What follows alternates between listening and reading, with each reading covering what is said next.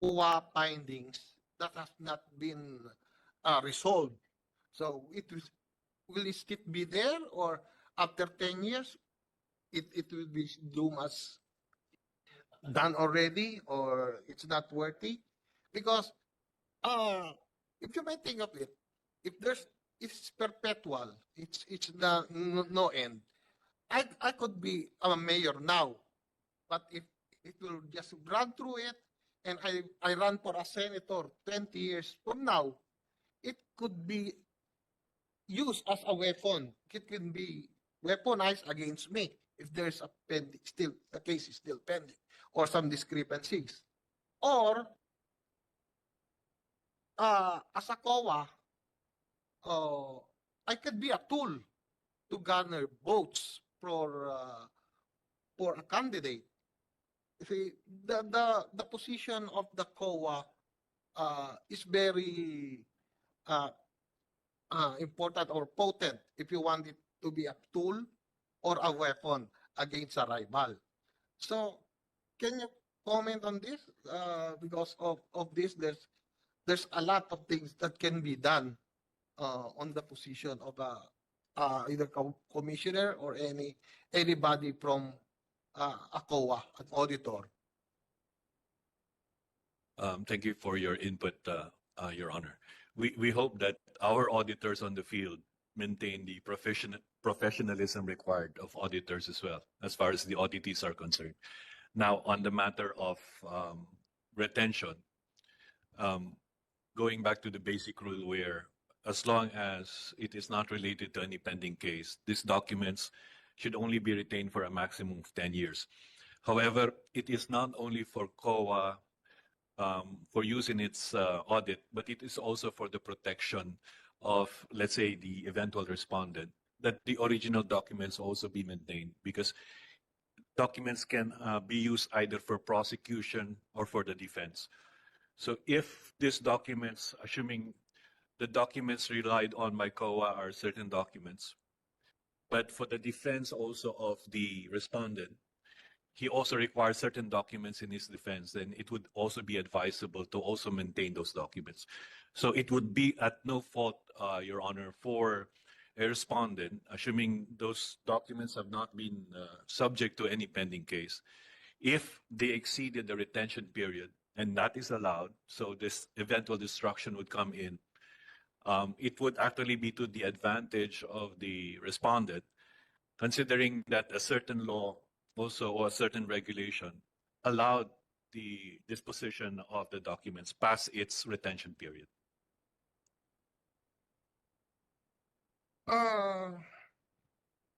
It's good that you agree that there will be an independence of COA with regards to this.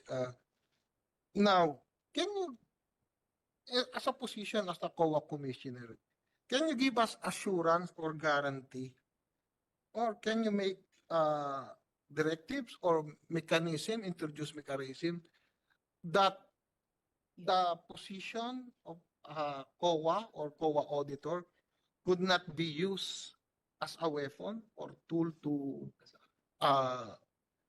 get voters or influence voters? Or, yeah, what I'm trying to say is, example, I don't like this candidate and I have a friend. I can ask you, introduce something, a mayor or governor, don't vote for this, for that. It could be a weapon against a rival. Or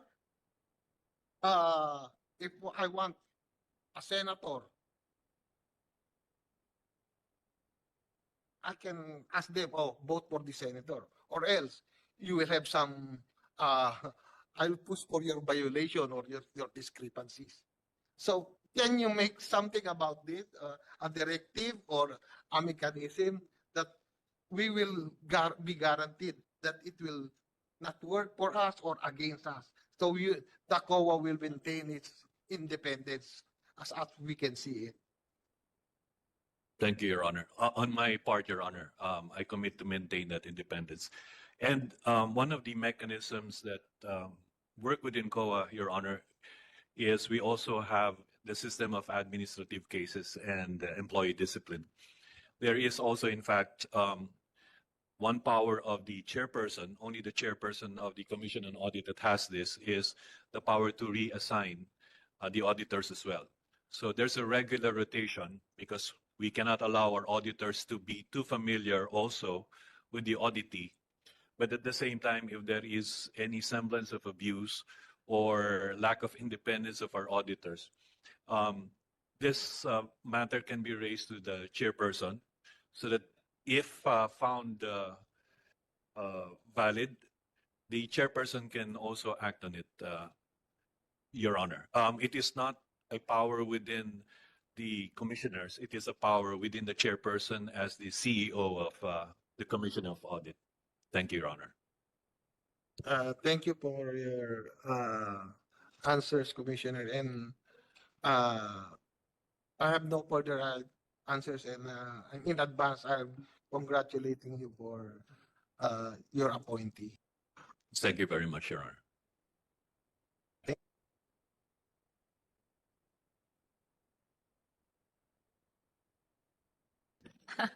Okay, we recognize Senator Bongo and Senator Grace po. Just a follow-up question. Hindi po mababawi yung suporta ko sa iyo. Itong concern ko lang po about the health emergency allowances. Ito yung mga payables po nung panahon ng pandemya. Ito yung pinagpawisan at pinaghirapan po nila ang pagseserbisyo. In fact, iba sa kanila namatay, nagkasakit. At talagang pinaghirapan nila ito eh. At aprobado po ito, batas po ito na pinasa natin dito sa 18th Congress. Pinaglalaban natin, nagkaroon na po ako ng 14 hearings, including yesterday. Last year po nabayaran yung 27 billion ng kanilang HEA. Pero hanggang ngayon, sa kakaikot ko, pagdating ko, imbis na palakpak ang inabot ko, sinisigawan ako ng HEA ng mga health workers, mga BHW. Ibig sabihin, meron pang appeals na hindi na nababayaran. So last year, nagkaroon ng excess funds or yung savings or sa unprogrammed funds. It was pulled. So binayaran po yung 27 billion. That was last year, 2024. So nainganyo sila. Ibig sabihin nagkaroon sila ng pag-asa na mababayaran pala sila. So they made an appeals, no? Continuing appeals. So ibig sabihin nag-submit pa sila, oh, pwede pala. Pero validated naman. You may check COA na validated po itong claims nila dahil nagserbisyo po sila.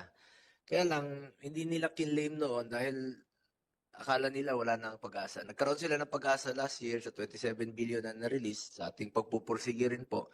So ngayon merong 8.1 billion na appeals sila. Hindi nasama sa budget for this year for 2025. I don't know kung meron legal basis for them to be included kung sa mga excess revenue or sa mga unprogrammed funds or even dito sa tinatawag nilang SAGIP, no? Ang makakaalam po niyan ang Department of Budget and Management. So kung masama sila doon sa SAGIP program, well, maraming salamat po. Nasa DBM na po yan at sa DOH at sa Treasury kung may excess funds.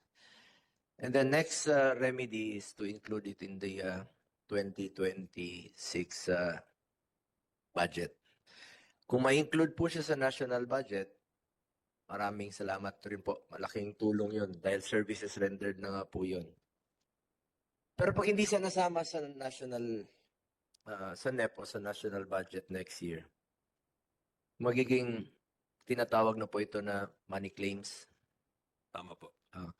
Can you explain the process of money claims and do you believe our healthcare workers deserve to be paid off for their services, no? To be paid for their services rendered during the pandemic. At paano po makakatulong ang Commission on Audit dito? para kasi